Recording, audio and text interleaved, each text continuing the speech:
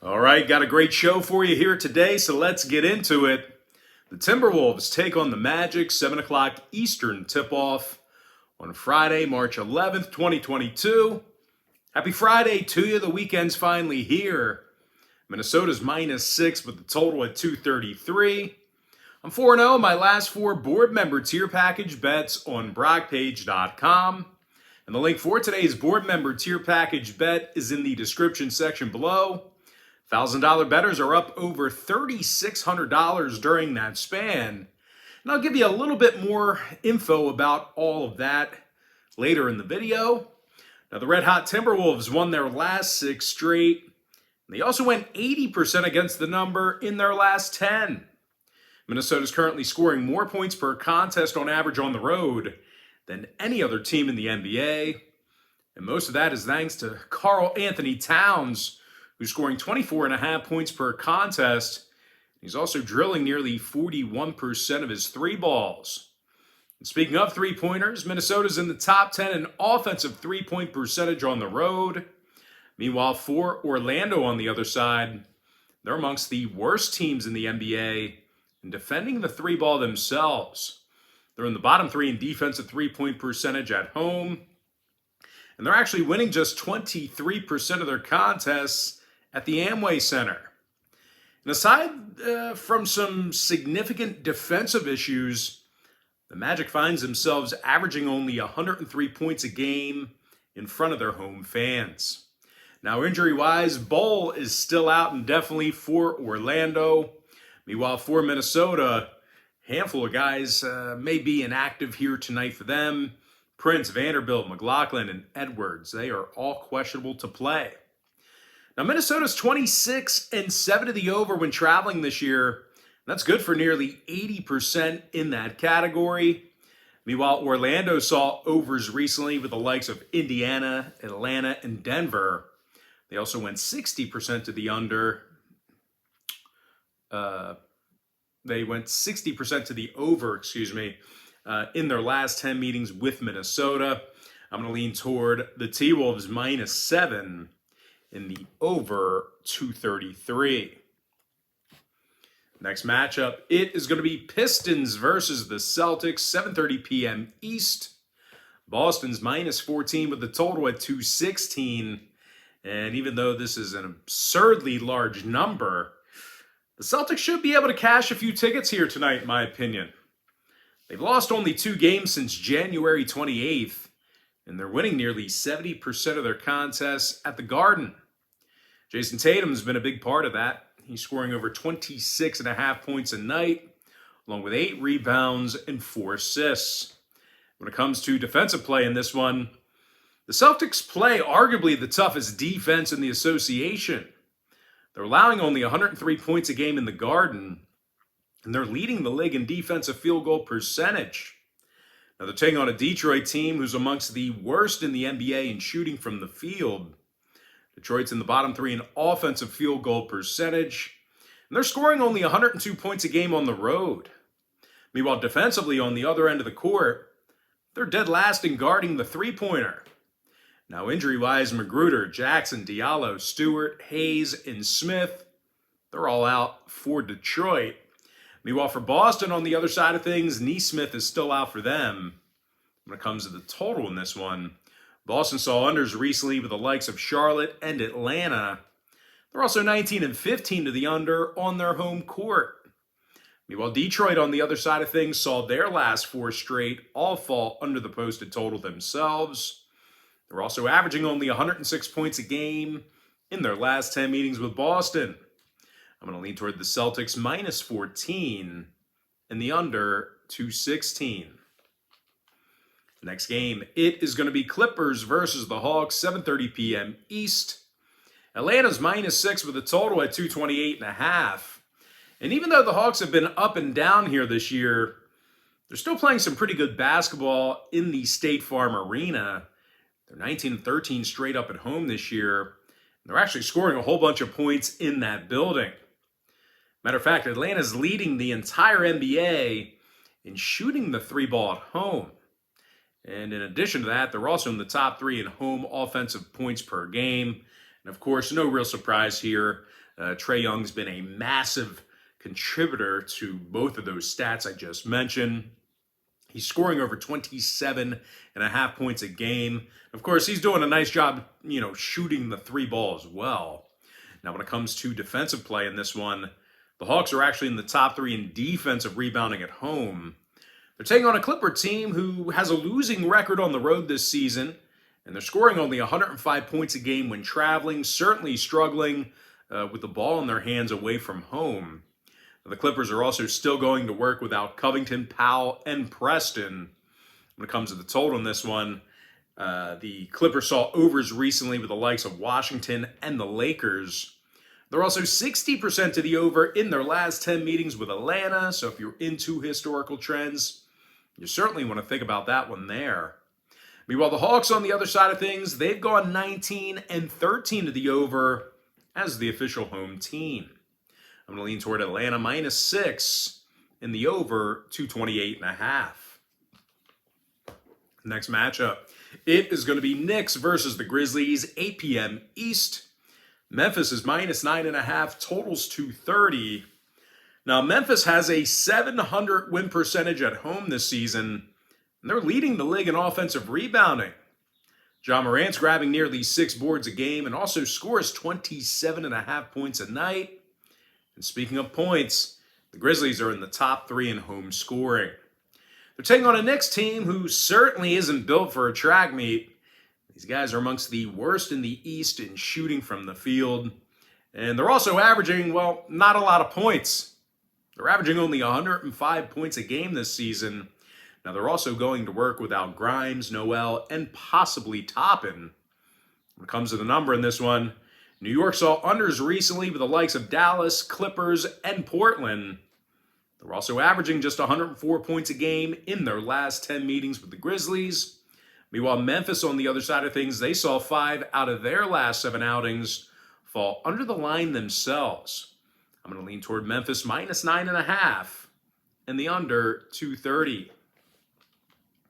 Next contest, it is going to be Hornets versus the Pelicans, 8 o'clock Eastern start time. New Orleans is -3.5 at home, totals 231. But despite being favored at home here, the Pels are on a 3-game losing streak, and they failed to cover the point spread in all 3 of those losses. Now, New Orleans is also going to work here without C.J. McCollum and Brandon Ingram here tonight, leaving a lot of points on the table with those 2 guys out. And I'll tell you this much, even when they're mostly healthy, the Pels are amongst the worst 3-point shooting teams in the game. They're currently in the bottom 5 in the NBA in offensive 3-point percentage. Now, they're taking on a Charlotte team on the other side of things who definitely likes to score points themselves. It's an exciting bunch to watch. These guys are in the top 3 in road points per contest. And they're led by Miles Bridges, who scores almost 20 points a game, along with 7 rebounds, in that category. Now, when it comes to shooting the 3 ball, Charlotte's currently in the top 5 in offensive 3-point percentage on the road. When it comes to the injury report, Hayward and Bouknight are still out for Charlotte. Now, when it comes to the scoring, Charlotte saw overs recently with the likes of Brooklyn, San Antonio, and Detroit. They're also averaging nearly 114 points a game in their last 10 meetings with the Pels. Meanwhile, New Orleans saw 2 out of their last 3 get over the total themselves. I'm going to go ahead and lean toward Charlotte +3.5 and the over 231. Next game, Mavs, Rockets, 8 o'clock East. Dallas is -11 on the road, totals 225.5. Now, Dallas got the W in 7 out of their last 9. They covered the point spread in 78% of those contests. Now, Dallas is amongst the tougher defensive teams in the NBA. They're currently in the top 5 in guarding the 3 ball, and they're allowing just 103 points a game. Now, scoring-wise, Luka Doncic averages 28 points a game, along with 9 boards and 8 assists. They're taking on a Houston club who allows more points per contest at home than any other team in the NBA. The Rockets are giving up 118 points a game in the Toyota Center, and they're also dead last in defending the field goal at home. Now, injury-wise, leading scorer Christian Wood, he's questionable for Houston, along with Schroeder and Tate, who may not play. Meanwhile, for Dallas, It's Finney-Smith, Brunson, and Ntilikina, who are questionable for them. Pinson and Chris are out. Total-wise, Dallas did see 6 out of their last 10 meetings with Houston get over the posted total. So once again, if you're into historical trends, plenty of overs to go around. Now, they also averaged nearly 117 points a game in those meetings I just mentioned. Meanwhile, Houston, on the other side of things, they saw their last 2 straight get over the line, 19 and 12 to the over in all of their games at the Toyota Center. I'm going to go ahead and lean toward Dallas minus 11 and the over 225.5. Next matchup, it is going to be Cavs Heat, 8 o'clock East. Miami's minus 5.5, totals 209. And even though the Heat's favored by a couple of baskets here, they may have to go to work without leading scorer Jimmy Butler. Him and Martin are both questionable for today's contest. Now, keep in mind the Heat suffered losses recently to the likes of Phoenix and Milwaukee. And they also find themselves in the bottom 10 in the league in fourth quarter scoring. This is a team who tends to shut it down late in games. Meanwhile, the Cavs on the other side of things, they really like to lock it up late in games. These guys are actually in the top 5 in fewest fourth quarter points allowed. And they're actually leading the entire NBA in fewest points allowed per game. Now, when it comes to offensive production in this one, Darius Garland's averaging 21 points a game, along with 3 boards and 8 assists. Now, Garland's also done a really nice job shooting from beyond the arc as well. So this guy pretty much can do it all. Now, injury-wise, Allen's still out for the Cavs. Butler and Martin questionable for Miami. When it comes to the total, Miami went 60% to the under in their last 10 outings. Meanwhile, Cleveland on the other side saw unders recently with the likes of Toronto, Charlotte, and Washington. I'm going to lean toward the Cleveland Cavaliers, plus 5.5, and the under 209. Next ball game, it is going to be Jazz versus the Spurs, 8:30 p.m. East. Utah's minus 7.5, totals 230. And even though Utah's second leading scorer is out today, these guys are still catapulted by very strong defensive play. The Jazz are currently in the top 3 in the league in guarding the 3 ball on the road. And they're actually the best in the association in road defensive boards. Now, Rudy Gobert, he's grabbing nearly 15 rebounds a night. Meanwhile, of course, Donovan Mitchell, he's the team's leading points getter, scoring 25.5 points a game. Now, they're taking on a Spurs team who lost 5 out of their last 6 themselves, and they simply don't play good enough defense. I mean, no bones about it. They're just not good enough on the defensive end of the court. San Antonio is in the bottom 3 in points allowed per contest at home, and they're also amongst the worst defensive rebounding teams in the West. Now, injury-wise, Bates Diop, K-Sock, and Primo are questionable. Langford's out. Meanwhile, for Utah on the other side, Bojan Bogdanovic is out with a leg injury. When it comes to the total in this one, Utah saw overs recently with the likes of Houston, Phoenix, and Dallas. They also averaged 118 points a game in their last 10 meetings against San Antonio. Meanwhile, the Spurs on the other side of things, they are 20 and 12 to the over in the AT&T Center. I'm going to lean toward Utah minus 7.5 in the over 230. Next ball game, it is going to be Raptors versus the Suns, 9 o'clock Eastern tip-off. Phoenix is minus 6 with the total at 221.5. Now, the Suns have been really tough to beat at home this season. They're 28 and 7 straight up in the desert. First in the league in guarding the 3 ball. When it comes to offensive production in this one, Devin Booker is averaging over 25.5 points a night, along with 5 boards and 4 assists. When it comes to shooting the basketball, the Suns are in the top 3 in offensive field goal percentage. They're taking on a Raptors team who actually struggles guarding the field goal. These guys are in the bottom 10 in defensive field goal percentage on the road. They're also having a tough time grabbing defensive boards away from home as well. Now, injury-wise, Anunoby's still out. Flynn's also out with a hammy. Meanwhile, for Phoenix on the other side, Paul and Johnson are still out for them. When it comes to the number, 4 out of Phoenix's last 7 fell under the posted total. They also went 60% to the under in their last 10 meetings with Toronto. Meanwhile, the Raptors on the other side of things, they saw their last 5 straight all fall under the total themselves. They were also 80% to the under in their last 10. I'm going to go ahead and lean toward Phoenix -6 and the under 221.5. And with that, guys, we're going to jump into our next and final matchup for the video. It is going to be Wizards versus the Lakers, and that's going to be a 10:30 Eastern tip-off in Los Angeles. Now, the LA Lakers are -4 at home with the total at 228. And speaking of the total in this one, the Lakers did see 3 out of their last 4 get over the posted number.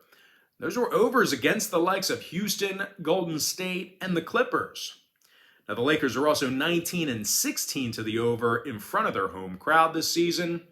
Meanwhile, Washington, on the other side of things, they went 4-0 to the over in their last 4 themselves, 70% to the over in their last 10. When it comes to selecting a winner in this one, this game's being featured as my NBA tier package bet on BrockPage.com, where I'm currently 4-1 in my last 5 personal bets in that package. So if you want to see whether I like the Wizards catching a couple of buckets, or if I like the Lakers laying the 4 at home, there's only one way to find out, and that's to sign up for my NBA tier package bet on BrockPage.com. And the link for that package is somewhere in the description section below. But as far as making a free pick goes for this contest, I'm going to go ahead and lean toward the over 228 in that ball game. And with that, guys, that's going to do it for me. Don't forget to check me out on BrockPage.com. Now, guys, you may be wondering what the difference is between what I do here on YouTube and what I do on my safe and secure website at BrockPage.com.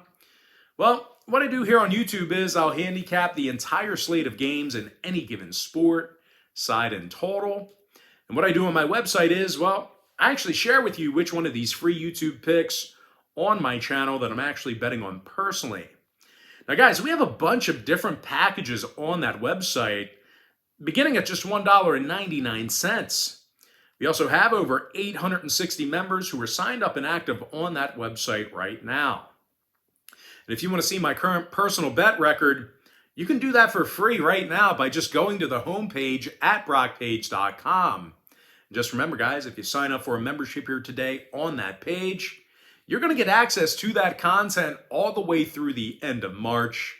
And if you want to get access to every single bet that I give out on that site, you're going to want to sign up for my board member tier.